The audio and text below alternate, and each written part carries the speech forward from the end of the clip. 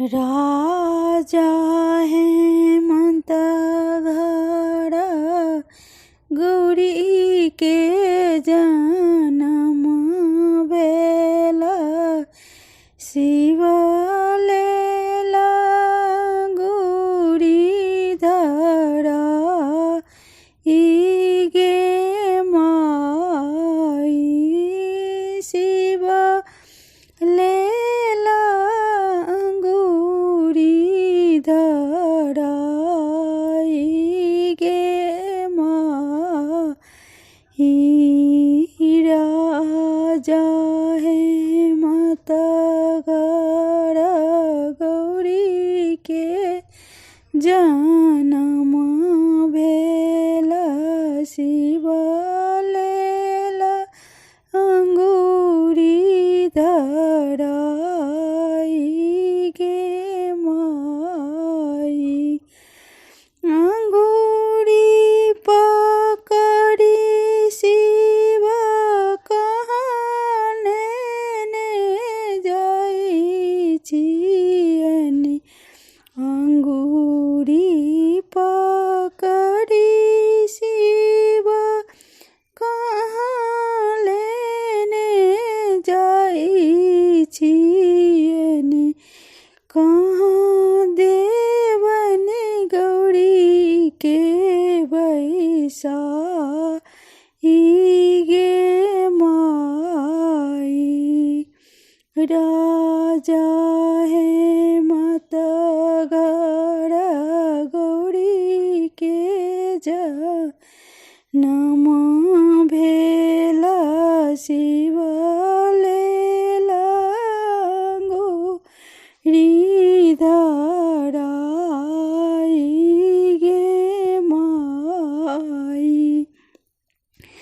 बसहा पीठी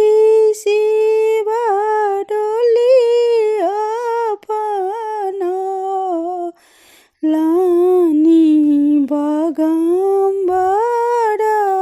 देलानी ओ हार गे माई बगम्बर देलानी ओ हार गे माई राजा हेमंत घर गौरी के जन्म भेला शिव लेला गौरी धरा इगे माई मिली लियो सखी सब मिली लियो आव गौरी होए तीवी जोड़ गे माई राजा हेमंत घर गौरी के जन्म भेला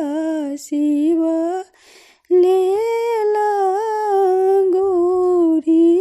धरा इगे माई बनहि विद्यापति सुनु हे माँ नयनी बनहि विद्यापति सुनु हे माँ नयनी इहो थी का जग के बे भार गे माई इहो थी का जग बे बहार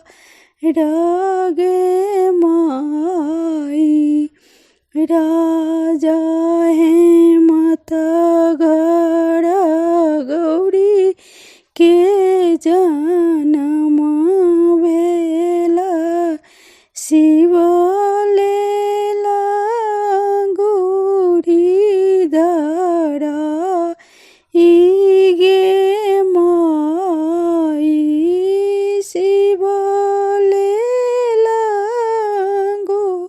री